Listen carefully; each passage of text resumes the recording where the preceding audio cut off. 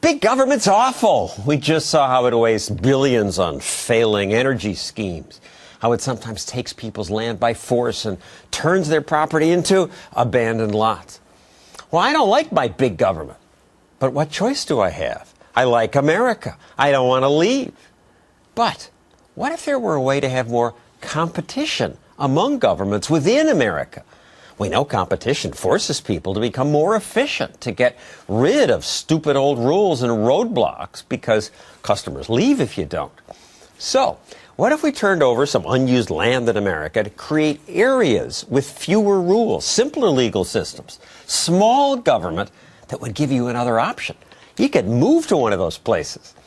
Well, Michael Strong and Maguette Wade want to create thousands of new governments. They've started a new group called the Free Cities Project.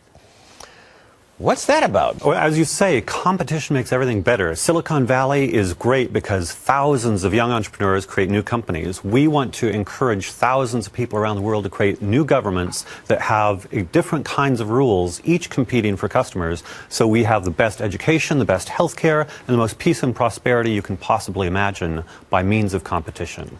So, like where? You'd have to get the state government approval to let you have some empty land. No, that is important. So a couple of things. One is there are already Native American reservations in the U.S. We're encouraging Native American reservations to take hold of their responsibility to be sovereign, and as they become sovereign, they can be more free. Also in places like Honduras and Senegal, we're encouraging, Honduras already has something like this, in Senegal we're encouraging a movement towards an autonomous city-state that would allow for peace and prosperity in countries like Senegal and Honduras where they're poor. And I should say, you guys are a married couple, and Maguette, you're from Senegal, where you saw firsthand how stupid rules stopped prosperity. Right now we have thousands of young people at the bottom of the ocean, dead. Why? Because they put themselves into some fisherman's boat trying to make it to Europe to get a job. Not to get the cute blondie, but to get a job. So, dead. And what do we need to keep them home? We need jobs. Who create jobs? Entrepreneurs.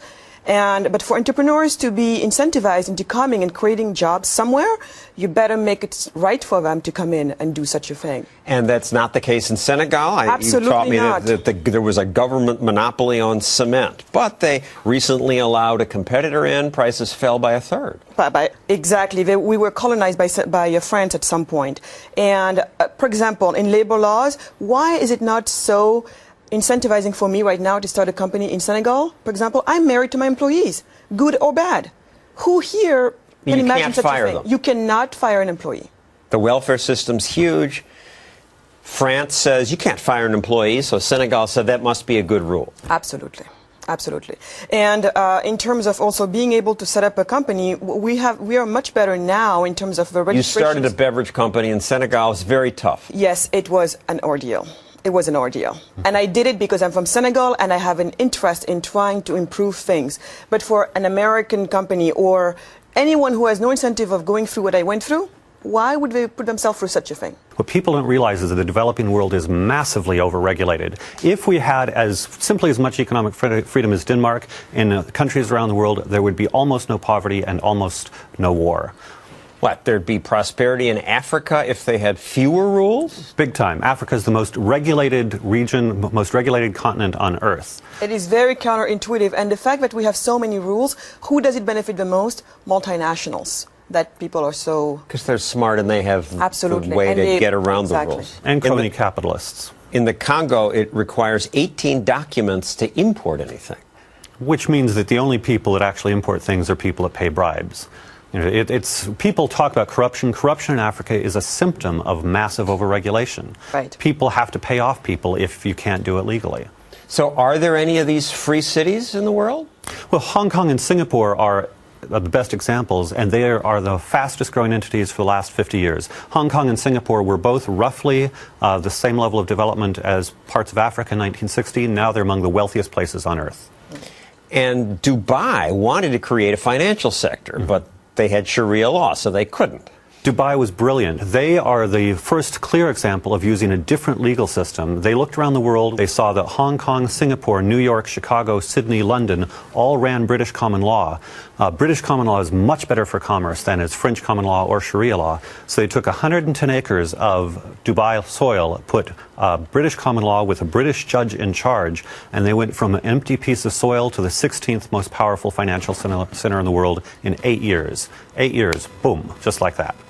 And speaking of this contrast, you suggested we show this picture at night from the sky of North and South Korea. And this illustrates what?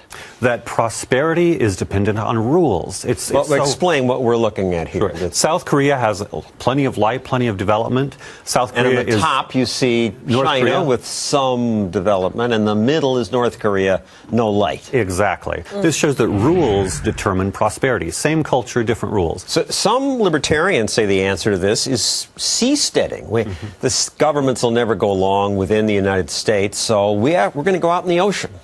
The seasteading is an interesting innovation, and there are various seasteading. Seasteads way at sea are pretty radical and difficult technologically. You could have seasteads that are inland that provide more autonomy that's on land. You can imagine a country like Mexico allowing significantly more freedom just offshore than onshore.